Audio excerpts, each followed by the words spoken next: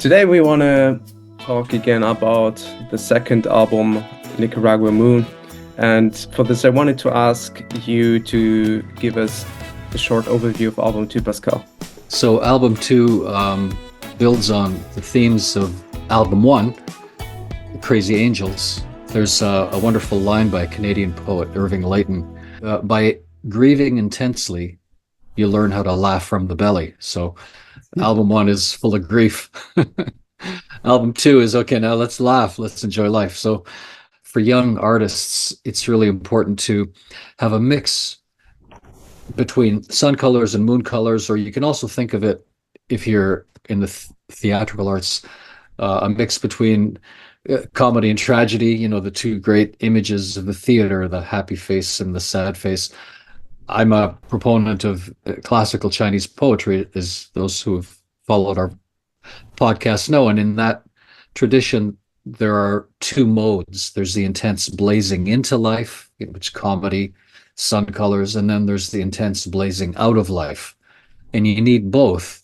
So if you've got some purples and indigos, it makes the yellows and oranges that much richer, and vice versa.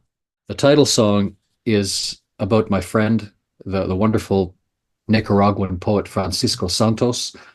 His collected poems, Undressing the Night, are a very beautiful book. And he and his family were dislocated from Nicaragua. In Francisco's case, he helped to overthrow the right-wing extremists under Anastasio Somoza. And then the left-wing extremists took over and took everything that Francisco and his family had ever had. And he had to escape with his wife and 2 children and just the clothes on their backs. And without language or transferable skills, he had to establish himself in Canada. So very, very difficult experience. So the song is about him looking back on everything that's happened to him. This whole idea of, losing everything, having to rebuild your life, experiencing sort of the entire catastrophe of of the story. And I think that, Canada as a country is sort of like what the American dream was maybe 60 years ago. Has sort of transferred, and now it's actually over for Canada. If anybody follows Canadian politics now, it's been destroyed, utterly destroyed. It's funny because I got out sort of at the beginning of the downfall, I think. Regardless, Pascal knows, I know, anyone from Toronto knows that it is a city of immigrants. And what's beautiful about the city is that because of I would say maybe 40% of the population, maybe even more now, is entirely immigrant. And so, for example, 10% of the population is Italian, 10% of the population is Jamaican, 10%, there's Greeks, there's everybody. Now, Jamaican culture in particular is really, really a big part of Toronto. And every sort of corner store you go to, you can buy a Jamaican beef patty and a ting. For anybody that knows what that soft drink is, it's a Jamaican kind of grapefruit frizzy drink. It's awesome. The point is that reggae music is really part of the fabric of Toronto music. It really is. And my first girlfriend was Jamaican, in fact. And so, for me, I feel right at home, with the culture. And I won't embarrass myself with my patois, but I did pick up a little bit of the because the mother would speak to me, hey, long time you don't watch me chat, and I just be like, hey, yeah, good to see you too. You sort of learn just from being there and eating the food and listening to the music. And so I guess Jamaican reggae just felt right. Like with all songs, Pascal and I usually, have a discussion about what might be the most appropriate approach. And I don't really recall how we wound up coming into reggae, but I do know that reggae felt right for the story, but also for the actual music that was written and, his melody and the cadence of the song. And we also just wanted this, again, this sun color, brightness know, to sort of,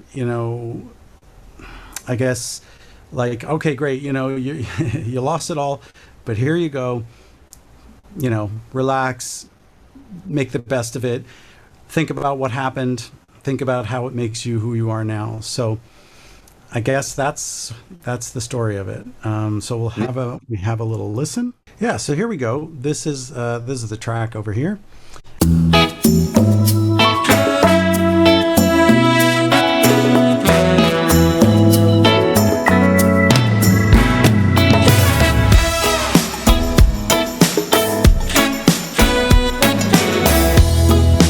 Shining a light in my memory, and on all the things that I thought I'd be.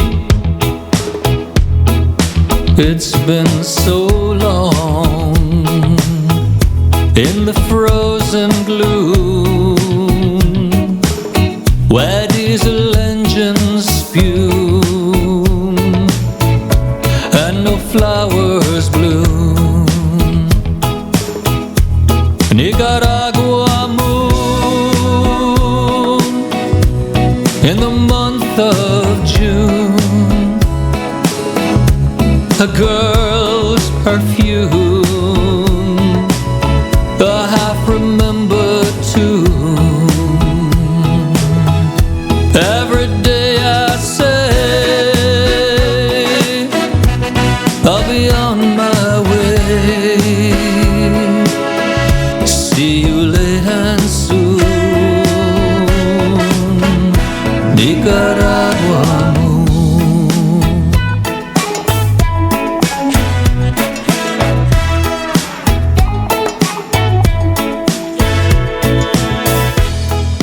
I fought some more.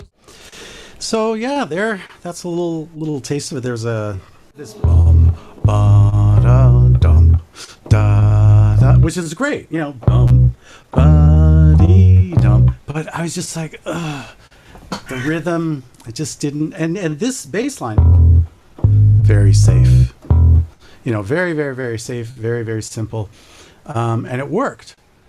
But the drums are very much, they're very, very simple. Just go here. Super, super simple. So that bass line, dum, do, dee, dum, just didn't quite work. And so, yeah, it took me quite a long time, but I eventually came up with...